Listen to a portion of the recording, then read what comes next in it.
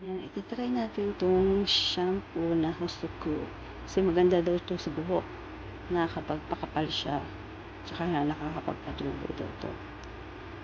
Ayan, ang ganda ng packaging niya. Ayan siya.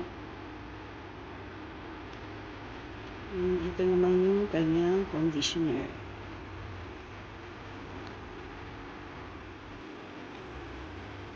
Ganda ng packaging niya.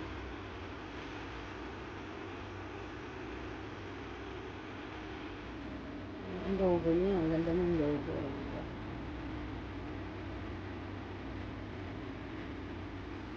At ito yung kanyang bottle. Ganda ng bottle niya.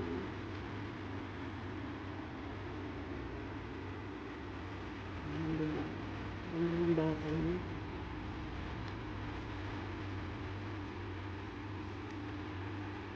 Gamitin natin ito. Then, maganda talaga yung ano sa akin.